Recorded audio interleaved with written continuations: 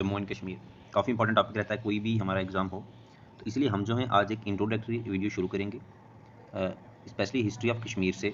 तो पहला जो इसमें हम देख सकते हैं, पहले हम थोड़े से सोर्सेज के बारे में बात करेंगे कि कश्मीर की हिस्ट्री के क्या क्या सोर्सेज रह सकते हैं। तो इसमें सबसे पहला जो सोर्स आपका इंपॉर्टेंट है वो आता है आपका नीलमत पुराण। नीलमत पुराण एक इंपॉर्टेंट बुक है दोस्तों, नीलमत पुराण। अभी मैं आपको नीलमत पुराण के बारे में बता दूं तो इसको माना जाता है one of the oldest book on the history of Kashmir. कोई आपको पूछेगा तो वो आप क्या जाती है, नीलमत पुराण। और नीलमत पुराण जो है कश्मीर में, अकॉर्डिंग टू नीलमत पुराण, कश्मीर को एक पहले लेक माना जाता है। उस लेक का नाम होता था दोस्तों सतीसर। सतीसर उस लेक को बोला जाता था अकॉर्डिंग टू नीलमत पुराण। और जिसको उस सतीसर को किसके द्वारा बनाया गया था, वो एक ऋषि थे जिनका नाम था ऋषि कश्यप। ऋषि कश्यप, इन्हीं के नाम पे आगे चल के इसका नाम जो कश्मीर, ऐसा माना जाता है कि इन्हीं के नाम पर आगे चल के इसका नाम जो वो कश्मीर पड़ा, ऋषि कश्यप के नाम पे। देन अगर मैं आप लोगों को और इसके बारे में बताना चाहूँ तो कल्हान जो हैं उन्होंने भी इसी नीलमत पुराण को एक एज अ सोर्स, आपको पता है कल्हान ने इंपॉर्टेंट बुक लिखी है हिस्ट्री ऑफ कश्मीर पे, तो कल्हान ने भी जो है नीलमत पुराण को एज अ सोर्स यूज़ किया है।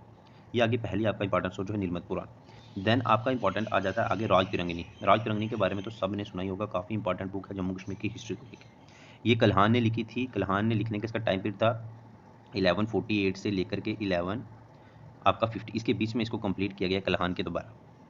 अभी राज तिरंगिनी जो है इसका मतलब क्या, व्हाट इज मीन बाय राज तिरंगिनी।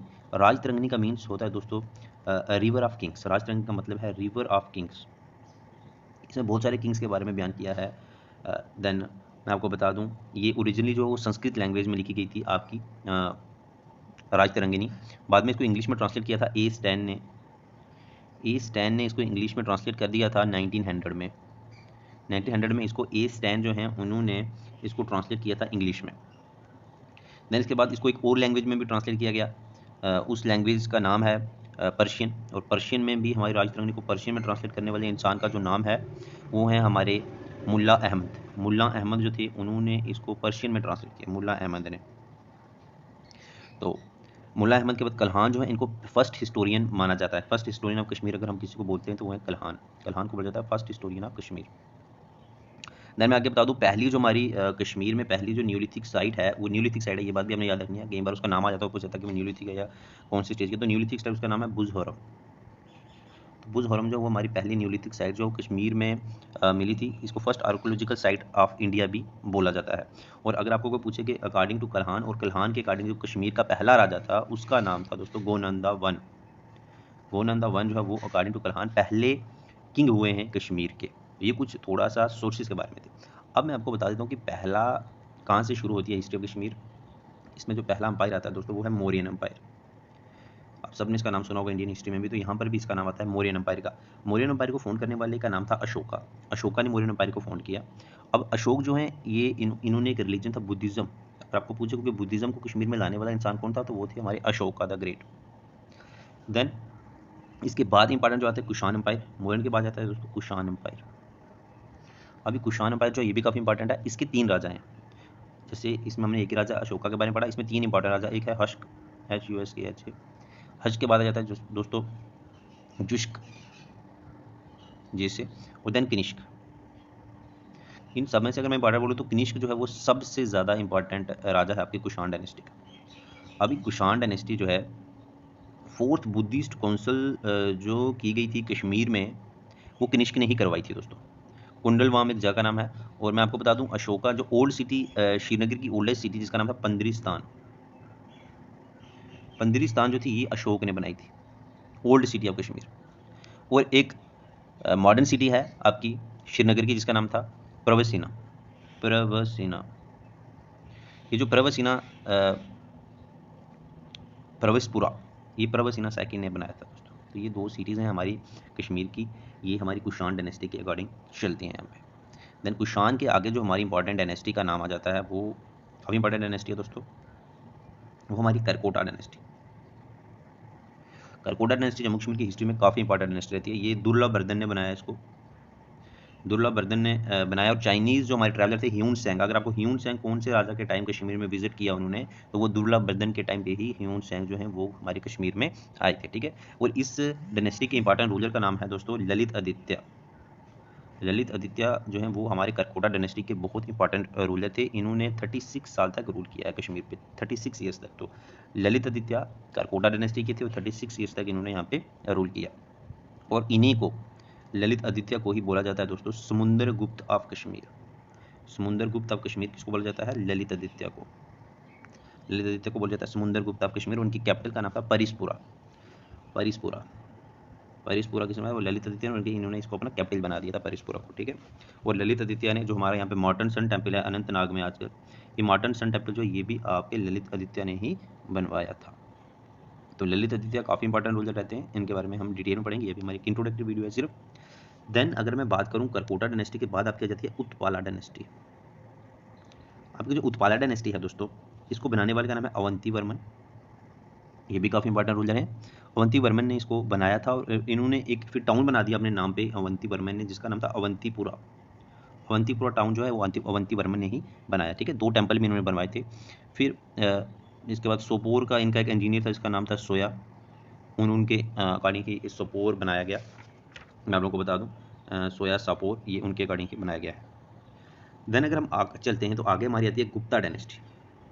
ये हम शॉर्ट में पढ़ रहे हैं, बाद में इसको डिटेल में भी हम एक एक डायनेस्टी को फिर से डिटेल में पढ़ेंगे। अभी मैं इंट्रोडक्टरी आपको बता रहा हूँ शॉर्ट में। अभी गुप्ता डायनेस्टी जो है दोस्तों, ये भी काफ़ी इंपॉर्टेंट डायनेस्टी थी। ये पर्व गुप्ता ने बनाई थी, इसमें थी पर्व गुप्ता ने गुप्ता डायनेस्टी को बनाया था, ठीक है। और ये पर्व गुप्ता जो है इनके फादर का नाम था खेमगुप्त, ठीक है। और इनकी वाइफ का नाम था क्वीन दी, ठीक है, क्वीन दीदा। अब क्वीन दीदा पे काफ़ी क्वेश्चंस पूछे जाते हैं हमेशा जेकेएससी भी कि क्वीन दीदा जो कौन सी डायनेस्टी से बिलोंग करती थी, वो गुप्ता डायनेस्टी से बिलोंग करती थी दोस्तों, ठीक है। तो गुप्ता डायनेस्टी, क्वीन दीदा इसी डायनेस्टी से बिलोंग करती थी। और क्वीन दीदा जो है रियल अगर हम बोलें तो रियल जो इस डायनेस्टी के रूलर थे वो क्वीन दीदा ही थी। महमूद ऑफ गजनी जो थे उन्होंने कैप्चर करने की कोशिश की थी गुप्ता डायनेस्टी के ही टाइम पे। तो गुप्ता डायनेस्टी का जब पीरियड था तब महमूद ऑफ गजनी जो है उन्होंने अटैक किया था कश्मीर पे, ठीक है। ये भी एक इंपॉर्टेंट पॉइंट यहाँ पे बन सकता है कि कौन सी डायनेस्टी के टाइम जो है महमूद ऑफ गजनी ने यहाँ पे अटैक किया था। देन गुप्ता डायनेस्टी भी खत्म होती है तो इसके बाद हमारी आ जाती है लोहारा डायनेस्टी। काफ़ी इंपॉर्टेंट डायनेस्टी है लोहारा डायनेस्टी। लोहारा डायनेस्टी जो है ये दोस्तों 1003 से लेके 1171 तक रहती है हमारी लोहारा डायनेस्टी। इसको बनाने वाले राजा का नाम था संग्राम राजा। संग्राम राजा ने इस डायनेस्टी को बनाया था, ठीक है। क्वीन दीदी के नेफ्यू थे वो, मतलब क्वीन दीदी अगर आप बात करो कि पहले उनकी मदर वाली अपनी साइड से वो लोहारा डायनेस्टी से बिलोंग करती थी, लेकिन बाद में उनकी मैरिज हुई है वो गुप्ता डायनेस्टी में हुई थी, ठीक है। और कल्हान ने जो अपनी बुक थी हमारी राजतरंगी, वो इसी डायनेस्टी लोहारा डायनेस्टी के रूल पे ही टाइम पीरियड की एक इंपॉर्टेंट रूलर थे जयसिम्हा। जयसिम्हा उस टाइम रूल कर रहे थे जब कल्हान ने अपनी बुक को कंप्लीट किया, और ये जयसिम्हा ने 27 ईयर्स तक रूल दोस्तों किया है, ठीक है। तो ये काफ़ी इंपॉर्टेंट जो है डेटा मैं आपको इसके से शेयर कर रहा हूँ। देन इस डायनेस्टी के बाद एक और इंपॉर्टेंट डायनेस्टी आती है दोस्तों जिसका नाम था देव डायनेस्टी। अभी जो आपकी देव डायनेस्टी है ये भी काफ़ी इंपॉर्टेंट डायनेस्टी आ जाती है यहाँ पे हमारी। देव डायनेस्टी जो है ये 171 से लेकर के 1339 तक चलती है। अभी इन्हीं के टाइम पे इनका एक रूलर थे शाहदेव, और इनके टाइम पे मंगोल जो है ना दोस्तों, मंगोल जो उन्होंने इन्वेट किया। अगर आपको पूछे कि मंगोलों ने कब इन्वेट किया तो मंगोल जो उन्होंने देव डायनेस्टी के टाइम पे यहाँ पे रूल यहाँ पे हमारा अटैक किया कश्मीर पे। देन यहाँ से शुरुआत होती है बीच में रिंचिन शाह के यहाँ पे एंट्री होती है। इसके बाद एक और मुस्लिम रूलर जिनको बाद फर्स्ट मुस्लिम रूलर माना, रिंचिन शाह की एंट्री होती है फिर कश्मीर की हिस्ट्री में। थोड़ा सा हम बताएंगे। ओरिजिनली जो रिंचिन है ये लद्दाख से बिलोंग करते थे, आजकल का जो लद्दाख है, और इन्होंने ही इस्लाम यहाँ पे इन्फोर्स किया, यहाँ पे इस्लाम कश्मीर में लाया। और इनका उन्होंने एक टाइटल, इसका नाम है सुल्तान सदरुद्दीन। सुल्तान सदरुद्दीन का टाइटल लिया और यहाँ पर इस्लाम जो है वो रिंचिन शाह ने लाया, ठीक है। First Muslim ruler of Kashmir भी रिंचिन शाह सुल्तान सदरुद्दीन को ही बोला जाता है, ठीक है। और इन्होंने बड़ मस्जिद बनाई। देन मैं आपको बता दूं कि शाह मीर डायनेस्टी के एक्चुअल फाउंडर जो है इनको ही बोला जाता है, ठीक है। रिंचन शाह ने एक्सेप्ट किया इस्लाम बुलबुल शाह और शाह मीर के अंडर आके, ठीक है। शाह मीर और बुलबुल शाह दो बंदे थे जिनके इन्फ्लुएंस में आके रिंचन शाह ने इस्लाम कबूल किया था। ये थोड़ी सी अभी कहानी हमने पढ़ी रिंचन शाह के बारे में। रिंचन शाह के बाद हमारी अब मुस्लिम रूल शुरू होता है और पहली मुस्लिम डायनेस्टी आपकी आ जाती है शाह मीर डायनेस्टी, ओके। और लास्ट हिंदू डायनेस्टी अगर आपको पूछेगा तो वो है देव डायनेस्टी, ठीक है। पहली मुस्लिम डायनेस्टी शाह मीर डायनेस्टी, ठीक है। शाह मीर, इनके फाउंडर का नाम भी शाह मीर था। ये 1339 से लेकर के 1561 तक इसने रूल किया, काफ़ी ज़्यादा टाइम तक शाह मीर डायनेस्टी ने रूल किया, ठीक है। सुल्तान शमसुद्दीन, शाह मीर भी बोला जाता था उनको, सुल्तान शमसुद्दीन जो है वो इस डायनेस्टी के फाउंडर हैं दोस्तों, ठीक है। तो सुल्तान शिहाबुद्दीन वो भी इसी के हैं। ज़ैनुल के बाद के ज़ैनुल काफ़ी इंपॉर्टेंट रूलर हैं अकबर ऑफ कश्मीर, वो भी शामी डायनेस्टी से ही बिलोंग करते हैं। अब ज़ैनुल जो है इनको बादशाह बोले जाते हैं। थोड़ा सा हम ज़ैनुल के बारे में यहाँ पे डिस्कस करेंगे, क्योंकि शामी डायनेस्टी आप पढ़ोगे तो उसमें 90% आपको ज़ैनुल के बारे में पढ़ना पड़ेगा, ठीक है। तो ज़ैनुल जो है हमारे काफ़ी इंपॉर्टेंट रूलर हैं, इनको बादशाह भी बोला जाता है। 50 साल तक ज़ैनुल ने रूल किया, ठीक है। और मैंने पहले बताया इनको जैसे कि अकबर ऑफ कश्मीर भी इनको बोला जाता है दोस्तों।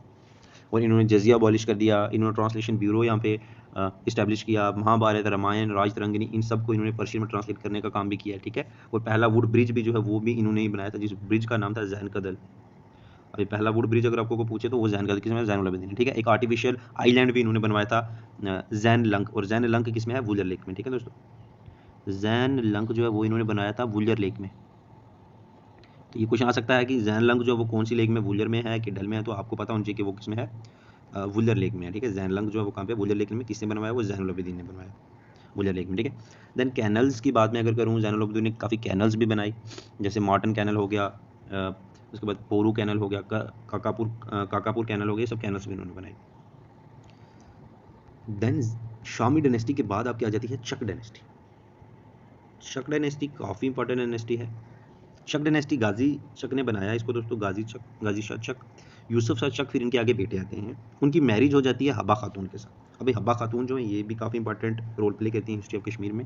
अब यूसुफ शाह चक थे, इन्होंने सोनमर्ग और गुलमर्ग को एक हॉलीडे रिजॉर्ट बनाया। सोनमर्ग और गुलमर्ग के बारे में जब भी आप पढ़ोगे तो उसमें यूसुफ शाह चक काफ़ी इंपॉर्टेंट रहे थे, ठीक है।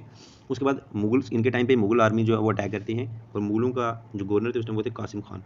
कासिम खान ने डिफीट किया चक आर्मी को। कहाँ पे डिफीट किया, ये काफ़ी इंपॉर्टेंट है, हरिपुरा में डिफीट किया।